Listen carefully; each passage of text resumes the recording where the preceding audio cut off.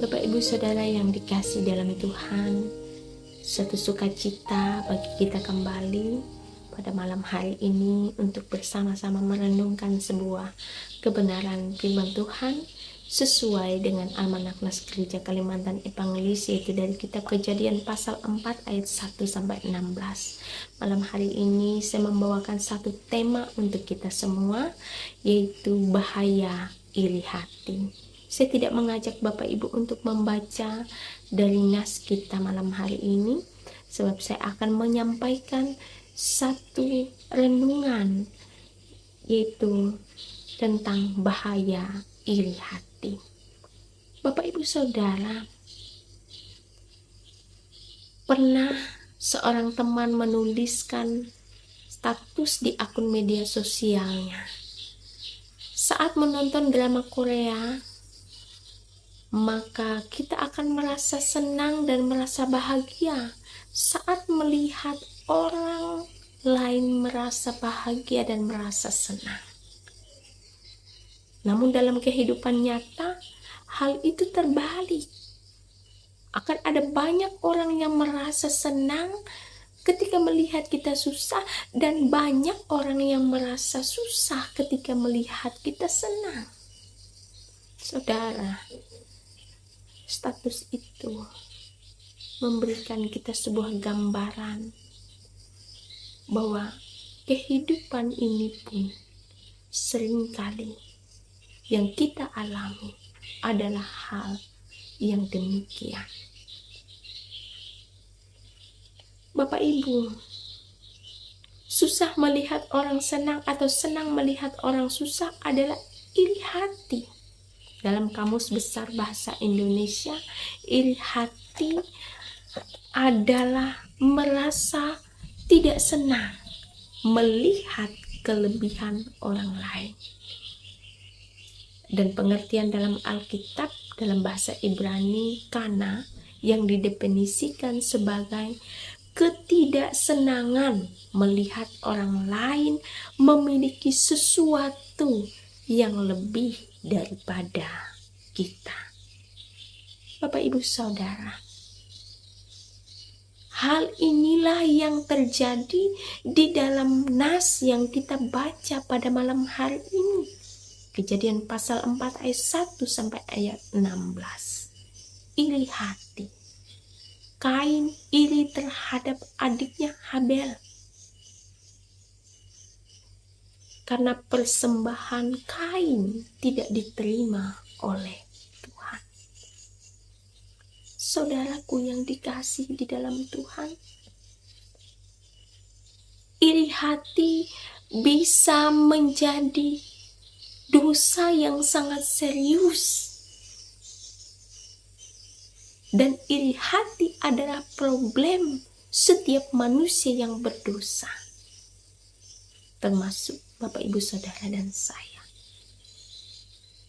Iri hati menjadi masalah manusia. Tanpa terkecuali, setiap kita berpotensi melakukannya. Saudara, namun kita seringkali tidak sadar bahwa iri hati mendatangkan atau memberikan satu bahaya yang sangat besar bagi kehidupan kita. Bukan hanya hidup untuk hidup di dunia ini, tetapi untuk kita hidup di kekekalan. Kenapa? Karena iri hati membuat relasi kita rusak.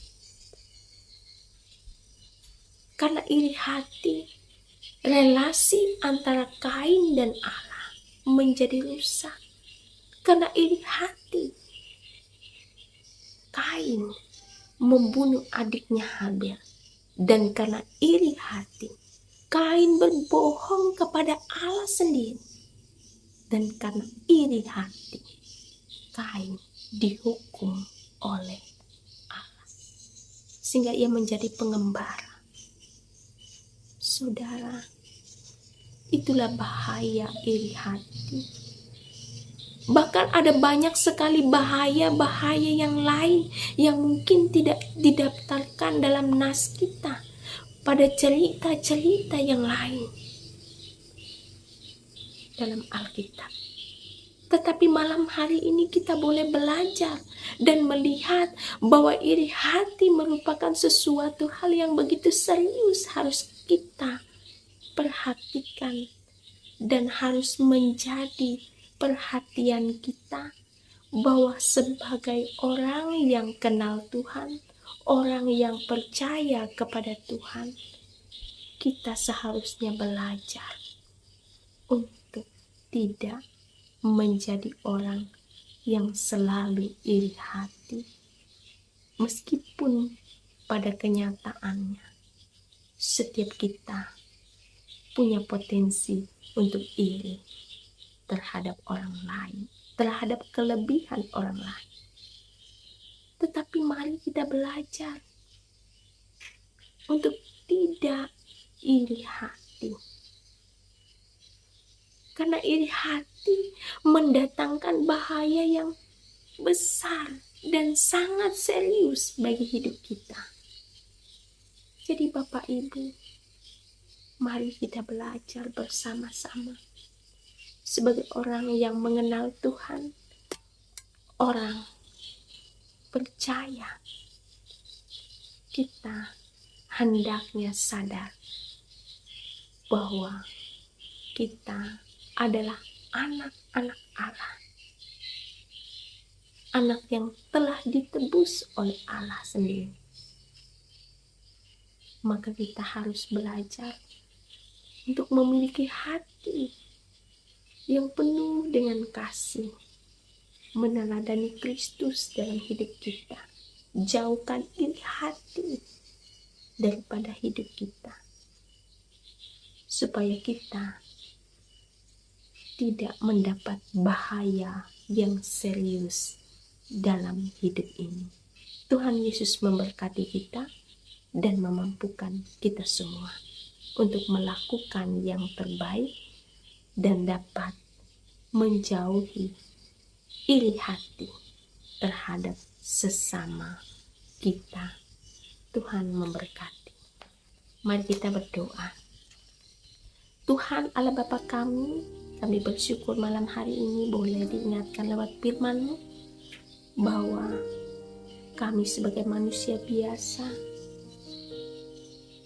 memang dapat berpotensi memiliki sifat iri hati. Tetapi kami sadar bahwa sebagai anak-anak Allah,